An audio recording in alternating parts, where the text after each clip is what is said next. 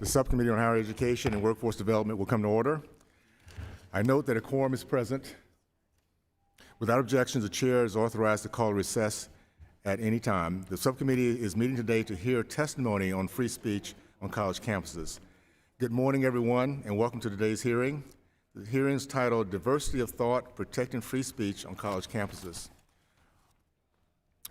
What our young men and women practice and learn in colleges and universities will impact our nations for generations to come, far beyond their careers.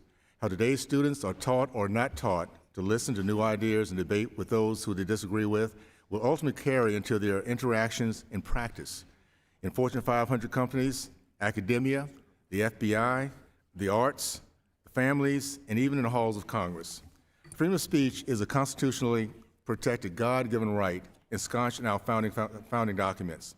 Far too many higher ed institutions claim to uphold this right, accept funding from American taxpayer, and then purposely turn their backs and betray us. Our witnesses today will have extensive personal experience defending the rights for all viewpoints to be heard. The experiences of our witnesses and growing mountains of evidence regularly appearing in the news paint a dire picture of the state of free expression in post-secondary education. The American people watch with shock as video after video emerge of mobs of radicalized students attacking anyone with an opinion not aligned with theirs. These students are trained in college classrooms that bullying of others is totally acceptable, that attacking others while hiding anonymously in the midst of a group or behind a mask is virtuous. This is not virtue, but instead a height of cowardice.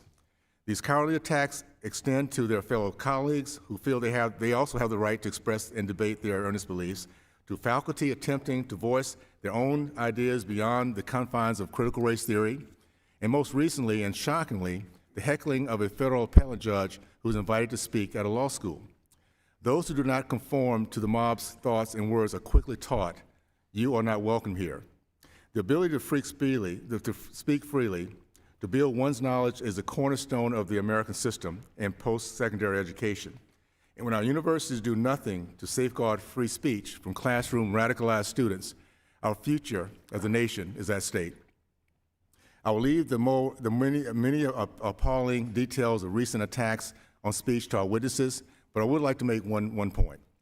Movements to threaten speech have occurred before.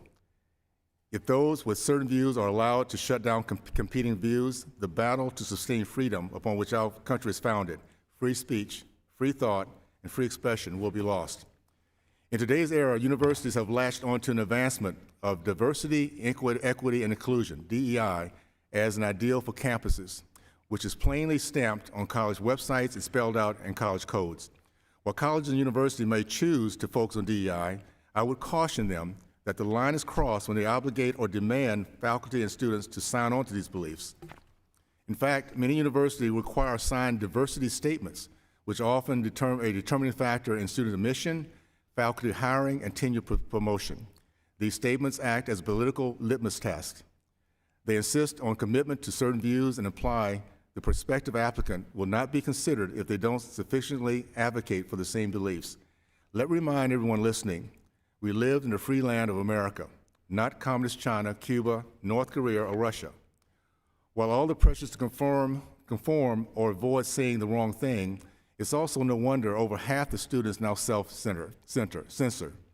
Universities are increasingly minimizing the viewpoints of those beliefs deemed unacceptable. An entire generation of young academics must tailor their work to a prescribed agenda or face professional purgatory.